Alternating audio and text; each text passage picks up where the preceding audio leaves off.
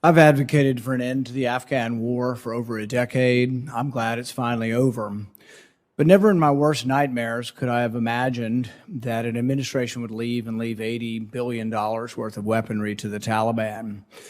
Dozens of planes and helicopters, thousands of armored carriers, hundreds of thousands of automatic weapons, and worst of all, 13 of our brave young men and women. Never in my worst nightmares did anyone or conceive of such a colossal incompetence. Abandoning Bagram Air Force Base will be remembered as one of the worst military decisions in our history. Holding no one accountable, having everyone circle the wagons and say, hey, we all agreed abandoning Bagram Air Force Base was a great idea.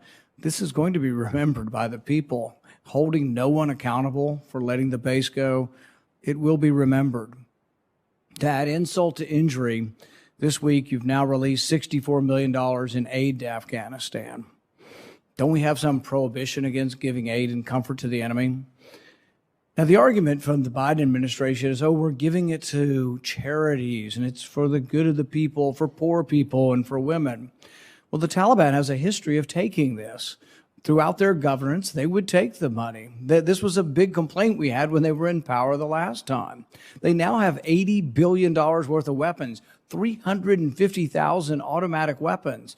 Are we really naive enough to believe that we're just going to keep sending charity to Afghanistan and they're not going to interrupt it?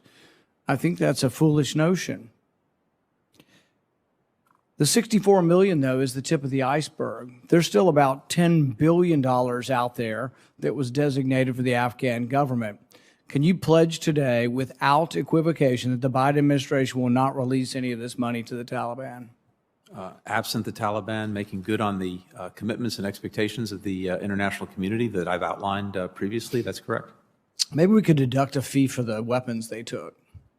So, Senator, on the weapons, again, I'll defer to my colleagues at the Pentagon who are more expert in this. You're right that about $80 billion worth of weaponry has been provided over the course of the last 15 or 16 years.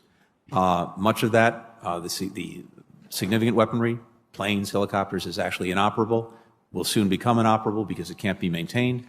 In terms of the strategic threat that weaponry poses, it doesn't to us or to Afghanistan's neighbors. But you can't say you're not going to give them the money. If they behave, you're going to give them the money. Why don't we subtract the $80 billion from the $10 billion you're going to give them? Then they're minus 70 still.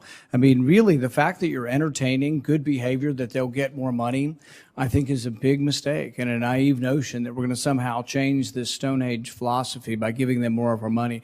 We've sunk trillions of dollars over this. This is our chance to have a peace dividend. Let's quit sending good money after bad.